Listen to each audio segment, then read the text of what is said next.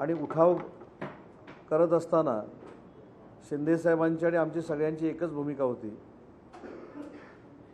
की जी अनैसर्गिक युती झालेली आहे ती मोडावी आणि नैसर्गिक युती करून जी आपण मतं मागितलेली होती त्या भाजपाबरोबर जावं हे पहिल्या दिवसापासूनचं आमचं मत होतं.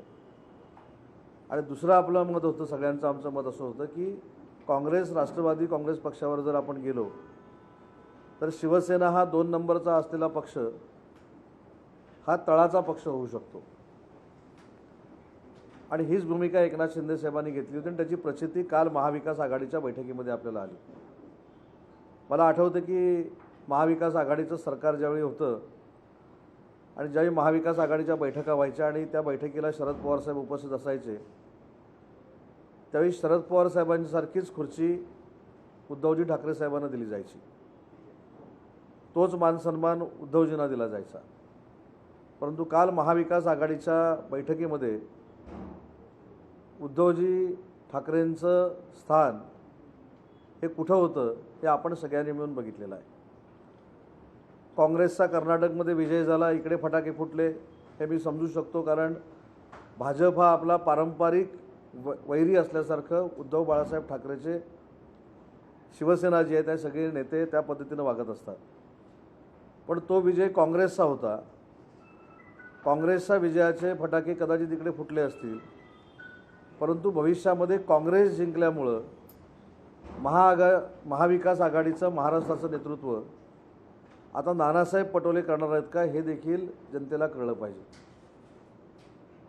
कारण तिथले जे काँग्रेस पक्षाचे नेते होते शिवकुमार आणि दुसरे यांच्या ताकदीचा तो विजय होता आणि लोकशाहीमध्ये हार जीत ही कायम होत असते.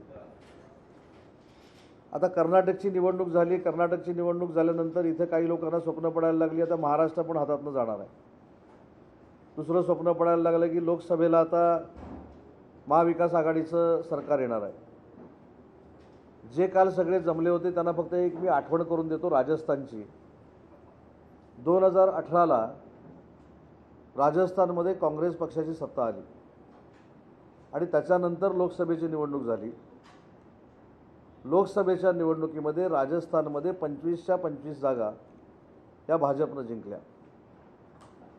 मध्य प्रदेशमध्ये कमलनाथ सरकार असताना 29 पैकी 28 जागा या भाजपानं जिंकल्या.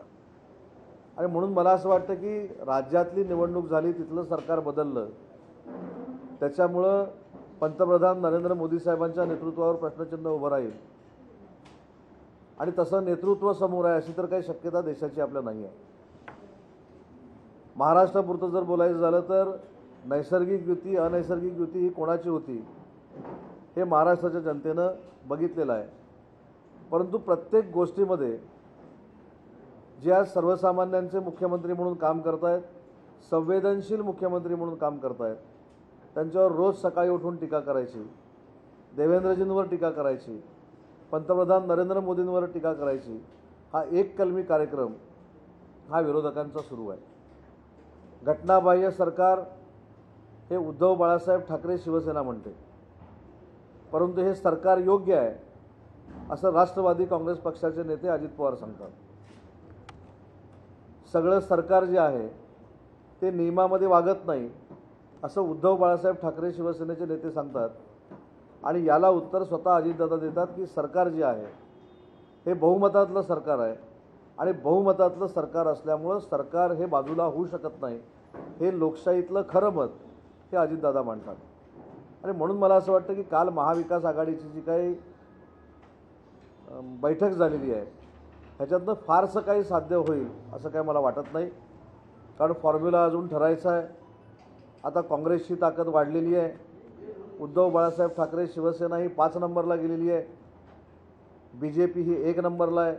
2 नंबरला शिवसेना आहे, त्याचं नेतृत्व एकनाथजी शिंदे करत आहेत. 3 नंबरला राष्ट्रवादी काँग्रेस पार्टी आहे. 4 नंबरला काँग्रेस पक्ष आहे आणि 5 नंबरला उद्धव बाळासाहेब ठाकरे शिवसेना आहे. बरं, हे कधी आपल्याला सगळ्यांना कळलेलं आहे? हा काय माझा आकडा नाही. ज्यावेळी ग्रामपंचायतीच्या निवडणुका झाल्या त्या ग्रामपंचायतीच्या निवडणुकांमध्ये 7,000 पैकी जवळजवळ 4100 ग्रामपंचायतीचे सरपंच हे भाजप आणि शिवसेनेचे झाले. 2 नंबरला राष्ट्रवादी काँग्रेस पक्ष होता, 3 नंबरला काँग्रेस पक्ष होता आणि शेवटी उद्धव बाळासाहेब ठाकरे शिवसेना होती.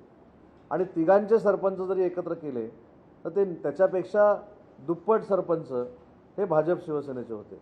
आणि हाच आमचा मुद्दा होता की ज्यांच्याबरोबर आपण युती केलेली आहे ती युती आपल्या पक्षाच्या नाशाला कारणीभूत ठरणार आहे.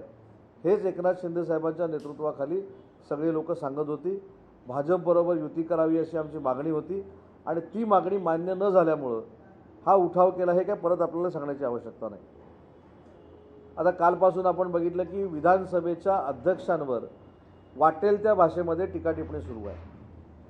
पण रिझल्ट लागायच्या अगोदर 2 दिवस सुप्रीम कोर्टानं 16 आमदारांची अपात्रता जर माझ्याकडे पाठवली तर त्यांना मी थेट डिस्क्वालिफाय करणार आहे अशा पद्धतीचं मत विधानसभेचे उपाध्यक्ष झिरवळ साहेबांनी मांडलं. आता हा त्यांना कोणी अधिकार दिला? विधानसभेचे अध्यक्ष असं म्हणालेले आहेत की अपात्र आणि पात्र ठरवताना सगळ्याचा विचार करून ठरवलं जाईल. हे कायदेशीर ते बोललेले आहेत. परंतु यांच्या विरोधामध्ये एखादा निकाल गेला की त्या संस्थेलाच बदनाम करायचं. आपल्याला आठवत असेल की 3-4 दिवसापूर्वी निकाल लागला आणि 3-4 दिवसापूर्वी निकाल लागल्यानंतर तो निकाल हा आमच्या बाजूनं आहे हा सांगण्याचा प्रामाणिकपणाचा प्रयत्न झाला. याच ठिकाणी डॉक्टर श्रीकांत शिंदे साहेबांनी पत्रकार परिषद घेतली. कुठच्या प्रेयर एक्सेप्ट झालेले आहेत, कुठच्या प्रेयर रिजेक्ट झालेले आहेत हे आपल्या माध्यमातून आम्ही महाराष्ट्राच्या जनतेला सांगितलं. त्याच्यामुळं हे किती धादांत खोटं बोलतात हे जनतेसमोर आलेलं आहे. आणि म्हणून मला असं वाटतं की कायमस्वरूपी लोकशाहीतल्या ज्या मोठ्या संस्था आहेत त्यांच्यावर आक्षेप घेणं, त्यांची बदनामी करणं हा काही लोकांचा धंदा बनलेला आहे. निवडणूक आयोगाचा निकाल लागेपर्यंत निवडणूक आयोग योग्य निर्णय देईल.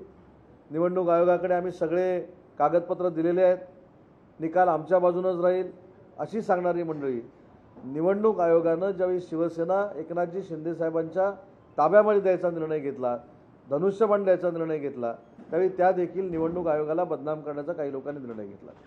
पण परवाच्या सुप्रीम कोर्टाच्या निर्णयामध्ये एक जे महत्त्वाचं वाक्य आहे की निवडणूक आयोग आणि विधानसभेचे सभापती किंवा अध्यक्ष यांच्यासमोर एखादं प्रकरण आल्यानंतर त्याच्यावर त्याला निर्णय घ्यावाच लागेल अशा पद्धतीचं स्पष्ट क्लॅरिफिकेशन आणि डिरेक्शन या सुप्रीम कोर्टानं दिलेलं आहे.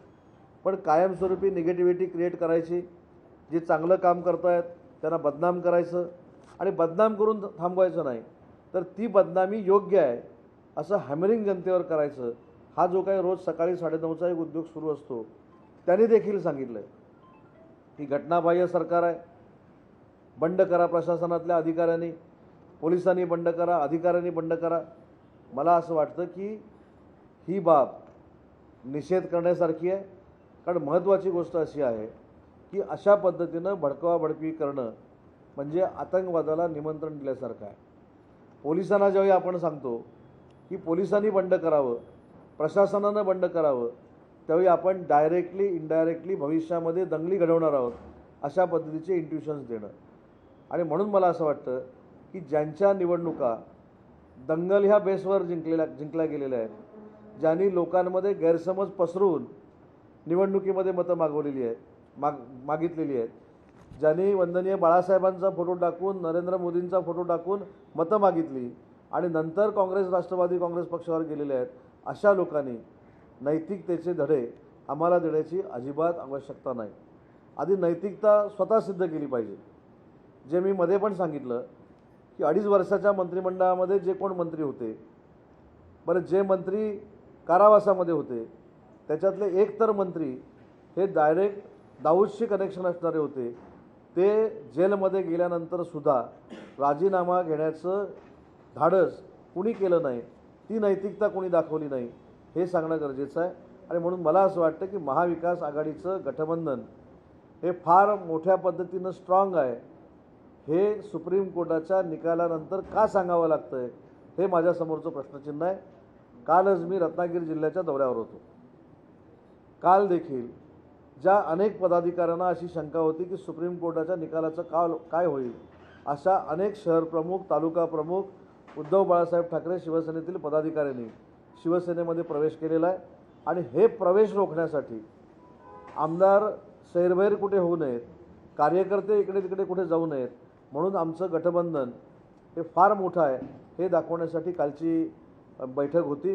परंतु दुर्दैव आहे की जे आम्हाला कधी बघायची सवय नव्हती, जे आम्ही पूर्वीपासून सांगत होतो की उद्धवजी ठाकरे यांचं स्थान हे महाराष्ट्राच्या राजकारणामध्ये मोठंच असलं पाहिजे, अशा पद्धतीचे समजणारे आम्ही कार्यकर्ते होतो. जो मान सन्मान आदरणीय शरद पवार साहेबांना दिला जातो, तोच मान सन्मान कालच्या बैठकीमध्ये उद्धवजी ठाकरेंना हवा होता असे समजणारे आम्ही कार्यकर्ते आहोत. आणि ही जर चूक असेल तर त्याचा नाईलाज आहे. आमच्या नेत्याचं म्हणणं की आमचा नेता मोठा व्हावा हे जर एकनाथ शिंदेसाहेब त्यावेळी सांगत होते असतील, आणि एकनाथ शिंदेसाहेबांचं म्हणणं होतं की काँग्रेस आणि राष्ट्रवादी काँग्रेस पक्ष हे आपल्या नैसर्गिक युतीतले नाहीत, नैसर्गिक युतीतला भाजपा आपला पक्ष आहे, त्याच्याबरोबर आपण जाऊया. आणि मला असं वाटतं की ते जर सांगितलेलं कोण खोटं ठरवत असेल तर त्याचे परिणाम काय झालेले आहेत हे कालच्या महाविकास आघाडीच्या बैठकीमधून निष्पन्न झालेलं आहे. आगामी मुंबई महापालिकेच्या निवडणुका घेतल्या जात नाहीत कारण ठाकरे गटाच्या बाजूने सहानुभूती आहे आणि ती सहानुभूती ओसरल्यानंतरच या निवडणुका घेतल्या जातील अशी राजकीय वर्तुळात चर्चा आहे. कसं पाहता याकडे? निवडणूक घ्यायची घाई प्रत्येकाला आहे, निवडणुका झाल्या पाहिजेत या मताशी आम्ही देखील सहमत आहोत. पण निवडणुकीच्या बाबतीमधले काही पिटिशन्स हे सुप्रीम कोर्टामध्ये दाखल आहेत. आता काही ठिकाणी का दाखल आहेत तर ओबीसीचा प्रश्न आहे, त्याच्यानंतर काही ठिकाणी वॉर्डचा प्रश्न आहे. आणि आम्ही ज्यावेळी ओबीसी या घटकाला बरोबर घेऊनच निवडणुका व्हाव्यात अशा पद्धतीची भूमिका मांडतो तर ती महाविकास आघाडीची भूमिका नाही का हे त्यांनी स्पष्ट केलं पाहिजे. आणि सुप्रीम कोर्टामधले जे निकाल आहेत ते निकाल झाल्यानंतर त्यांच्या गाईडलाईननं त्यांच्या डिरेक्शनं निवडणुका होतील. सरकारनं कुठच्याही निवडणुकींच्या संदर्भामध्ये कसलाही निर्णय घेतलेला नाही. ग्रामपंचायतीच्या निवडणुका देखील सुरू झालेल्या आहेत. ग्रामपंचायतीच्या निवडणुकीमध्ये देखील बोलणारे 5 नंबरला गेलेले आहेत. सहकार क्षेत्रातल्या देखील निवडणुका सुरू झालेल्या आहेत. कृषी उत्पन्न बाजार समितीच्या देखील निवडणुका झाल्या, त्याच्यामध्ये देखील काही लोकांनी पाठ थोपटून घेतली. ज्या क्षेत्रामध्ये भाजप आणि शिवसेना कधीही नव्हतं त्या क्षेत्रामध्ये जवळजवळ 40 ते 45% जागा ह्या शिवसेना भाजपच्या त्या ठिकाणी निवडून आलेल्या आहेत. त्याच्यामुळे आम्हाला निवडणुकीला घाबरण्याची काही आवश्यकता नाही. आमचे सगळे पदाधिकारी भाजप शिवसेनेचे एकनाथजी शिंदेसाहेब आणि देवेंद्रजींच्या नेतृत्वाखाली कुठचीही निवडणूक लढवायला आम्ही सज्ज आहोत. परंतु सुप्रीम कोर्टातले निकाल लागणे आवश्यक आहे.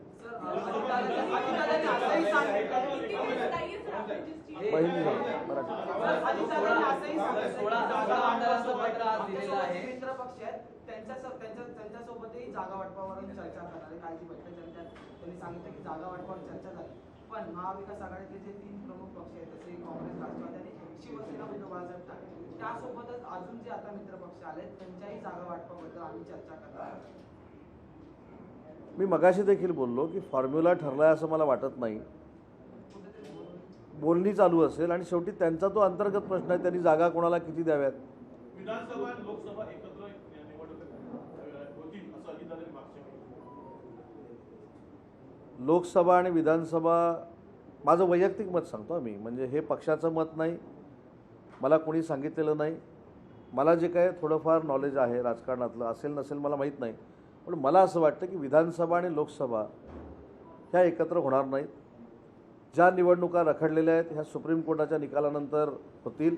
तिथं कुठेही राजकीय हस्तक्षेप नाही आणि सरकारनं कुठं निवडणुका थांबवलेल्या नाहीत आणि प्रत्येक निवडणुकीला आमचे कार्यकर्ते पदाधिकारी तयार आहेत. भाजप आणि शिंदे गटाचे लोकसभा आणि विधानसभेसंदर्भात जागा वाटपाची चर्चा झालेली आहे किंवा ती चर्चा सुरू आहे, कारण ज्या महाविकास आघाडीची देखील चर्चा या संदर्भामध्ये नक्कीच चर्चा सुरू आहे.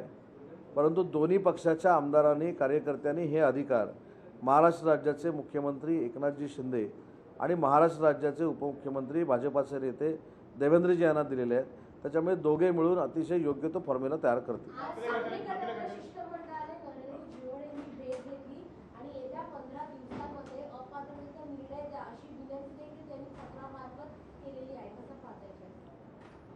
त्यांनी स्वतःचं निवेदन दिलेलं आहे.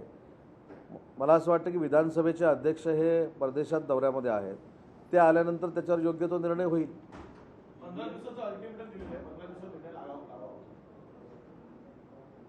नाही, अल्टिमेटम हा कार्यकर्त्यांना द्यायचा असतो, युती जर घडत नसेल तर युतीला द्यायचा असतो, आपली कामं होत नसतील तर अधिकाऱ्यांना द्यायचा असतो. अल्टिमेटम हा विधानसभेच्या अध्यक्षांना द्यायचा नसतो. ते फार मोठं घटनात्मक पद आहे. हीच गडबड असल्यामुळं सगळं जे काही 10 महिन्यापूर्वी झालं ना, हीच गडबड आहे. आपण अल्टिमेटम कोणाला देतोय? विधानसभेच्या अध्यक्षांना देतो. अल्टिमेटम खरा कोणाला द्यायला पाहिजे? त्यांना अल्टिमेटम दिला जात नाही. हीच कुठेतरी घोडचूक होते आणि म्हणून असे परिणाम सगळे भोगायला लागतात. राज्यात काही ठिकाणी दंगली चालू आहेत. यावरून प्रतिक्रिया देताना संजय राऊत असं बोलले आहेत की सरकार आणि गृहमंत्री हे फक्त 24 तास राजकारण करण्यामध्ये गुंतलेले आहेत. सुरक्षा व्यवस्था आणि कायदा सर्व वाऱ्यावर सोडले. त्याला जोडून अजित पवार म्हणतात की सरकारने लक्ष दिलं पाहिजे, नेमकं कोण व्हिडिओ व्हायरल करत आहे त्याच्यावर कारवाई करायला. मी पहिला जी आपण स्टेटमेंट दिली त्याच्याकडे काय दुर्लक्ष करतो, त्याच्यावर काय मला बोलायचं नाही. पण दादानी जे सांगितलं ते आमच्या दृष्टीनं महत्त्वाचं आहे की त्याच्या मुळापर्यंत जाणं गरजेचं आहे. आणि त्यांनी जी विरोधी पक्षनेता म्हणून मागणी केलेली आहे तीच आमच्या सगळ्यांची मागणी आहे की अशा पद्धतीचे व्हिडिओ व्हायरल करून त्याच्यामध्ये तेढ निर्माण करण्याचा प्रयत्न कोण करतोय, जातीयवाद निर्माण करण्याचा प्रयत्न कोण करतोय, ती प्रवृत्ती ठेचली पाहिजे या मताचे आम्ही आहोत. आणि तुम्ही जो प्रश्न विचारलात त्याला एवढं महत्त्व द्यावं असं मला वाटत नाही.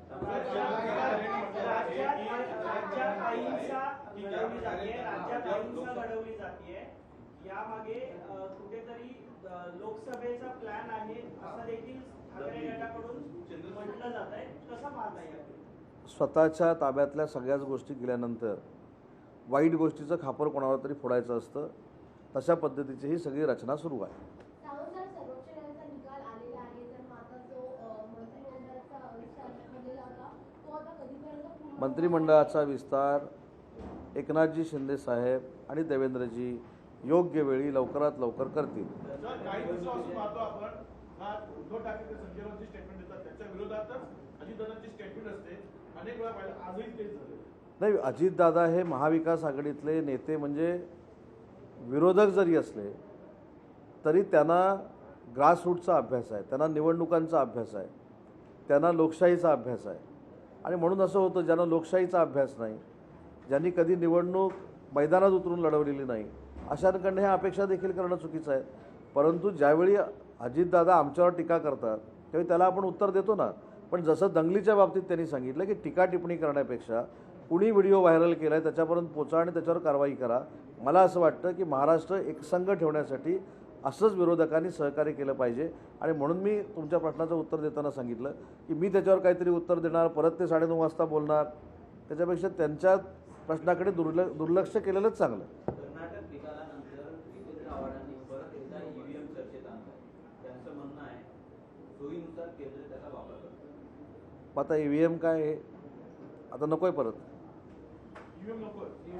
बॅलेट पेपर या पुढच्या नाही, EVM नको तर मग कर्नाटकची निवडणूक परत घ्या.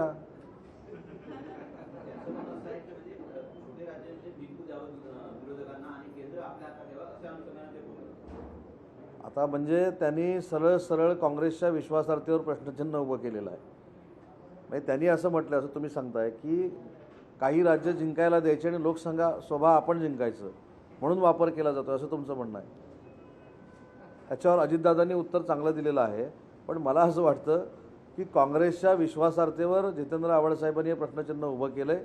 त्याला उत्तर नाना पटोले साहेबांनी दिलं पाहिजे की तुम्ही EVMमुळे जिंकलात, मोदींच्या चमत्कारामुळे जिंकलात, मोदी साहेबांच्या की स्वतःच्या ताकदीवर जिंकलात. ह्याच्यावरच जर महाविकास आघाडीतला एखादा नेता प्रश्नचिन्ह उभं करत असेल तर महाविकास आघाडीमध्ये किती अलबेल आहे हे तुमच्या लक्षात आलं आहे. काल बैठक झाली आणि इकडे परत शंका घेतली.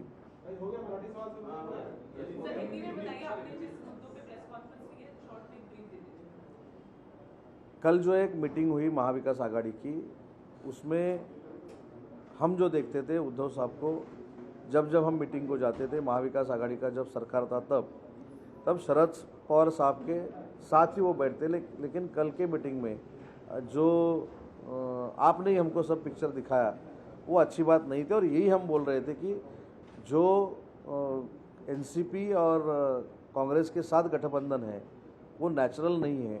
नेचुरल अलायंस जो है उनके साथ आप गठबंधन कीजिए बीजेपी के साथ, यही हमारी मांग थी. अगर आपने बीजेपी के साथ गठबंधन नहीं किया तो आप अपनी जो पार्टी है वो पीछे चली जाएगी.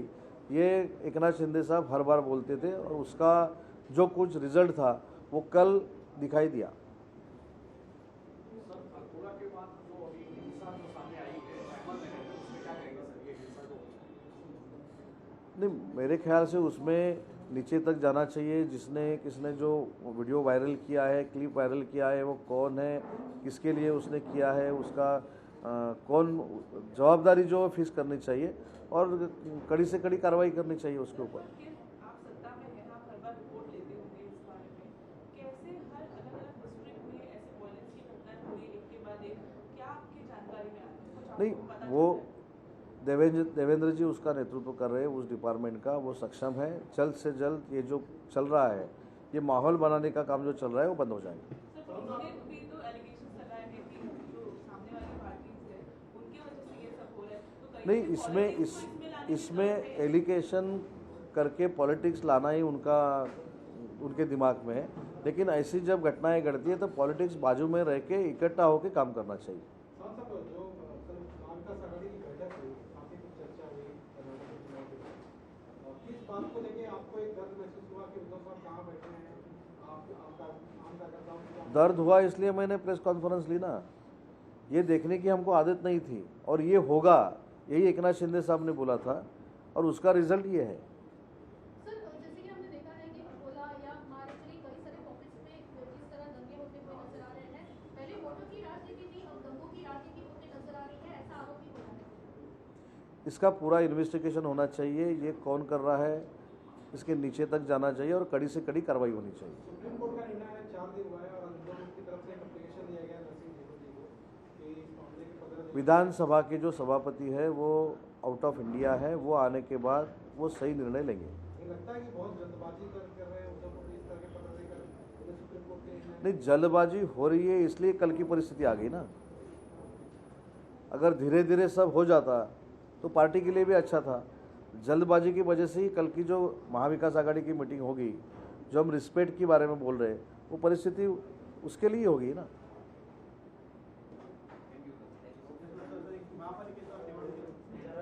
कर्नाटक निवडणुकीमुळे महाराष्ट्रात होणाऱ्या स्थानिक स्वराज्य संस्थांच्या निवडणुका पुढे ढकलल्या जातील का, हे पुढच्या वर्षी होतील का? असं कोण म्हणाले? नाही, एक महत्त्वाची गोष्ट अशी आहे, कर्नाटकच्या निवडणुकीचा आणि महाराष्ट्रातल्या स्थानिक स्वराज्य संस्थेच्या निवडणुकीचा काडी मात्रही संबंध नाही। आपल्या स्थानिक स्वराज्य संस्थेच्या निवडणुकाच्या संदर्भातलं पिटिशन सुप्रीम कोर्टामध्ये चालू आहे। 15 जुलै की 16 जुलै त्याची तारीख आहे आणि सुप्रीम कोर्टाच्या निर्णयाप्रमाणे त्या निवडणुका होतील। पण निवडणुका थांबल्या म्हणणं हे चुकीचं आहे। ग्रामपंचायतीच्या निवडणुका झाल्या, त्याच्यामध्ये काही लोकांनी सपाटून मार खाल्ला। त्याच्यानंतर कृषी उत्पन्न बाजार समितीच्या निवडणुका झाल्या, त्याच्यामध्ये काही लोकांनी स्वतःची पाठ थोपटून घेतली। पण हे आत्मचिंतन करणं गरजेचं होतं की ज्या क्षेत्रामध्ये भाजप आणि शिवसेना कधीही गेली नव्हती, त्या 40% जागांवर भाजप शिवसेना यशस्वी झाली, 45% जागांवर शिवसेना भाजप यशस्वी झाली। त्याच्यामुळे निवडणुकीला कोणी घाबरत नाही। आम्ही निवडणुकांसाठी एकनाथजी शिंदेसाहेब आणि देवेंद्रजी फडणवीस साहेब यांच्या नेतृत्वाखाली सज्ज आहोत। इसी बात को लेकर एक हिंदी में भी जानकारी चाहिए कि कर्नाटक चुनाव के बाद जो है वो अभी फिलहाल महाराष्ट्र में चुनाव आगे जाने की कोशिश कर रहे हैं, ऐसा भी आरोप हो रहा है क्योंकि उद्धव ठाकरे को सहानुभूति भी मिल रही है, ऐसा भी कहा जा रहा है। महाराष्ट्र के लोकल बॉडीज़ के जो चुनाव है उसके बारे में पिटीशन सुप्रीम कोर्ट में दाखिल है। सुप्रीम कोर्ट के निकाल के बाद ही ये इलेक्शन होंगे। सर, आता कर्नाटकमध्ये काँग्रेसचं सरकार आलेलं आहे, येणार आहे, तर तिकडे वाटतं का आता उद्धव ठाकरे यांचा आणि काँग्रेसचा मवी आहे, तर तिकडचे जो बेळगावचा प्रश्न आहे तो सोडवला जाऊ शकतो? हा महत्त्वाचा मुद्दा आहे। आता काल परवा आमच्यावर टीका करणारे काँग्रेसचं सरकार अजून आलेलं नाही आहे। आताच मला कळलं काहीतरी भानगड चालू आहे। नाही, मला माहीत नाही, मी वाचलं तुमच्याकडनंच किंवा बघितलं। म्हणजे जर आलं तर आता पहिल्या 6 महिन्यामध्ये हा आता सीमावाद कसा सोडवला जाईल, आमचे डोळे लागून आहेत ना। आता कशी मागणी होईल, मग शिवकुमार किंवा सिद्धरामय्या कोण आहेत ते कशा पद्धतीनं सॉर्ट आउट करतील। आता बेळगावीचं नाव परत बेळगाव होईल का, बेळगावी झालं ना म्हणून टीका झाली, आता बेळगाव होईल का, हे सगळं आता बघणार आहोत ना आम्ही। कर्नाटक के आउटपुट आए जब उसको लेके यहाँ के जो आपके प्रोजेक्ट में है, जैसा कि कांग्रेस है, सब काफी खुश हैं। उनको एक उम्मीद लग रही है कि महाराष्ट्र में भी इसी तरह राजस्थान में भी 2018 को कांग्रेस की सरकार आई थी। बाद में जो 25 कैंडिडेट थे वो सब के सब बीजेपी के एमपी के उम्मीदवार चुन के आए थे। कमलनाथ सरकार में भी मध्य प्रदेश में 29 जगह थी, 28 जगह एमपी के चुन के आए थे। मोदी जी की जो काम करने का तरीका है वो महाराष्ट्र के लिए, मध्य प्रदेश के लिए, राजस्थान के लिए, पूरे देश के लिए अच्छा है। इसलिए लोकसभा में मोदी जी के नेतृत्व में भाजपा ही चुन के आएगी। कर्नाटक में भी आपने कहा कि जिस तरह से भी सरकार बनी नहीं है, सीएम की कुर्सी को लेकर खींचतान जारी है। पहले 2 उम्मीदवारों के नाम सामने आए, उसके बाद 3 और के नाम आ रहे हैं। ऐसा लगता है कि वहाँ पर भी अभी लोकल बॉडीज़ में जैसा हो रहा है ना, 1 बरस आप, 1 बरस आप, 1 बरस आप, 1 बरस बाद, 2.5 बरस आप, 2 बरस आप, ऐसा भी चल रहा है। आप नहीं दिखा है, मुझको मालूम नहीं। अभी जो कैंडिडेट है वो ऐसा बोल रहे हैं कि 2 बरस मुझको दो, 3 बरस उनको दो, 1 बरस उनको दो, ऐसा चल रहा है। हम ऑपरेशन होने की कुछ गुंजाइश नहीं, मुझको मालूम नहीं, मैं आप दिखा रहे हो, मैं बोल रहा हूँ। सर आज जो है उद्धव ठाकरे के नाम पे जो कुछ लीडर्स हैं मिले हैं डिप्टी स्पीकर 16 एमएलएस की डिस्क्वालिफिकेशन को लेकर और 15 दिन में जो है उनको जवाब मांगे, कैसे देखते हैं? नहीं, ये अल्टीमेटम विधानसभा अध्यक्ष को देना उचित नहीं है। जहाँ ये अल्टीमेटम देना था वहाँ नहीं दिया, इसलिए ये परिस्थिति हुई है कल की। महाविकास आघाड़ी में जो ऐसा बिठाया है वो वैसी परिस्थिति हुई है। लेकिन विधानसभा के अध्यक्ष मेरे ख्याल से आउट ऑफ इंडिया है, वो आने के बाद सही निर्णय लेंगे। नहीं, आपने इस बात मराठी में कही और हिंदी में भी कहना चाहूँगा कि अल्टीमेटम देने की बात कार्यकर्ताओं को, ये वो नेताओं को, और यही वो स्थिति है जो 10 महीने पहले चीज स्टार्ट हुई और आज वो वाली स्थिति में पहुंचे। किसकी तरफ नहीं, मैंने अभी बोला ना, जिस परिस्थिति में जिसको अल्टीमेटम देना था वहाँ नहीं दे सके, इसलिए कल की परिस्थिति हुई है। Thank you.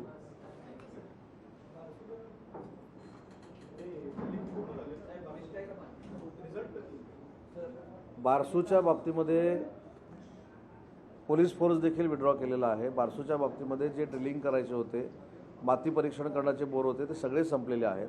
त्याच्यानंतर कंपनीचा आता से काय असेल त्याची आपण वाट बघतोय आणि मग शेतकऱ्यांना विश्वासात घेऊन पुढं काय कसं जायचं हा निर्णय घेतला जाईल।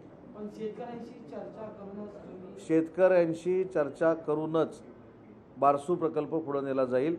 त्यांना अपेक्षित असलेलं पॅकेज, त्यांना अपेक्षित असलेल्या नोकऱ्या, कातळ शिल्प आम्ही त्याच्यामध्ये घेणार नाही। ऑलरेडी जवळजवळ 3000 एकर संमतीपत्र आपल्याला मिळालेली आहेत। या सगळ्याचा विचार करून शेतकऱ्यांना विश्वासात घेऊनच आम्ही पुढे जाऊ। मी पहिल्याच दिवशी सांगितलं की ज्या दिवशी रत्नागिरीच्या भाषणामध्ये मनसेचे प्रमुख आदरणीय राजसाहेब ठाकरेंनी हा मुद्दा मांडला, त्याच वेळी मी क्लिअर केलं रात्री की कुठेही कातळ शिल्पाला धक्का देखील लागला जाणार नाही। ही कातळ शिल्प शेतकऱ्यांकडेच राहतील। टुरिझमच्या दृष्टीने याची डेव्हलपमेंट करून ती शेतकऱ्यांकडेच ठेवली जातील, जेणेकरून त्यांना चरितार्थ साधन सुरू होईल। सर एक सवाल सिर्फ है, जैसे कि कर्नाटक में जिस प्रकार कांग्रेस जीती है, पूरा जो प्लानिंग है वही महाराष्ट्र में करने की कोशिश महाविकास आघाड़ी की है, लेकिन उनमें ही तीनों दलों के बीच में जो है वो काफी मतभिन्नता है, झगड़ा है। तो क्या लगता है आपको कि वो जो कोशिश है वो महाराष्ट्र में हासिल कर पाएंगे? एमपी के इलेक्शन में जो सीट भाजपा शिवसेना यहाँ जीती है उससे आगे जाएगी और असेंबली के इलेक्शन में शिंदे फडणवीस सरकार वापस आएगी। मुझे एक सवाल था कि बार-बार आप जब भी प्रेस कॉन्फ्रेंस लेते हैं उद्धव जी का नाम बड़े रिस्पेक्टफुल से लेते हैं, चाहे अलग हो गया, क्या ऐसा काफी लोग कहते हैं, आपके यहाँ के लोग कहते हैं, वहाँ के लोग कहते हैं, क्या भविष्य में शायद आप लोग एक हो जाए ऐसा कुछ? नहीं, जो पॉलिटिकल लीडर है, मैं उनका ही नहीं, मैं पॉलिटिकल सिचुएशन में जो नया लड़का है उसका भी रिस्पेक्टफुली नाम लेता हूँ। रिस्पेक्टफुली नाम लेने की आदत किसको नहीं है? 9:30 बजे जो प्रेस कॉन्फ्रेंस शुरू होती है उनको नहीं है।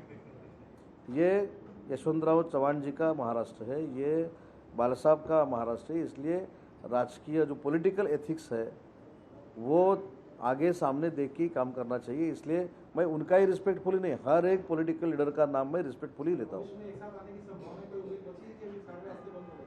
अभी भी उम्मीद बची हुई है। नहीं, अभी तो भाजपा शिवसेना करके हम काम कर रहे हैं। शिवसेना और धनुष्यबाण शिंदे साहब के साथ है, तो हम अपना लड़ रहे हैं, काम कर रहे हैं। काही आमदार तुमच्या संपर्कात होते, संपर्क वाढलाय का तुटलाय काय, म्हणजे कधीपर्यंत निकाल आल्यानंतर काही आमदार 6 आमदार संपर्कात आहे, असं थेट आकडा आहे तसा संपर्क आहे, कुठेही तुटलेला नाही आणि तो कसा तुटलेला नाही याची प्रचिती तुम्हाला महिन्याभरामध्ये येईल। ती पत्रबाबत राहुल नार्वेकरांची प्रतिक्रिया आलेली आहे। ते म्हणतात की प्रक्रिया लवकर झाली तर 15 दिवसात निर्णय देऊ, नाही तर प्रक्रिया लांबली तर निकाल पुढे देखील जाऊ शकतो, जे आज लेटेस्ट नाही, म्हणूनच सांगितलं की विधानसभेच्या अध्यक्षांना घटनेनं लोकशाहीमध्ये फार अधिकार दिलेले आहेत। त्यांच्या पण अधिकारावर आपण दबाव आणून काहीतरी करणं हे लोकशाहीला धरून नाही.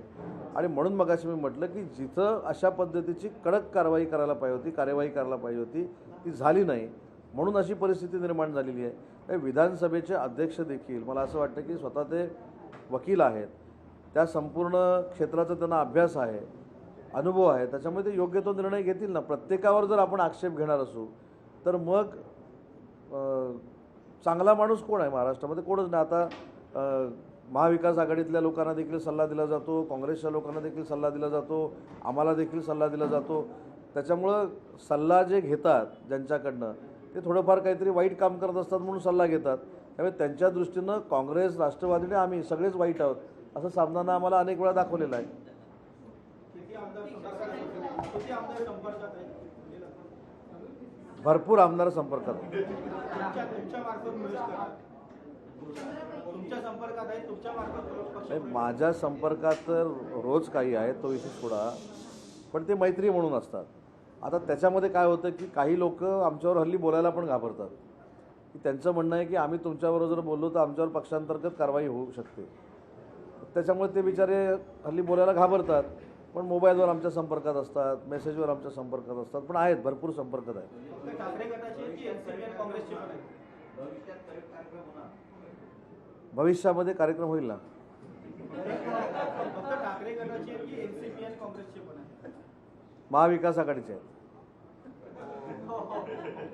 म्हणजे तिन्हीचे आहेत ना.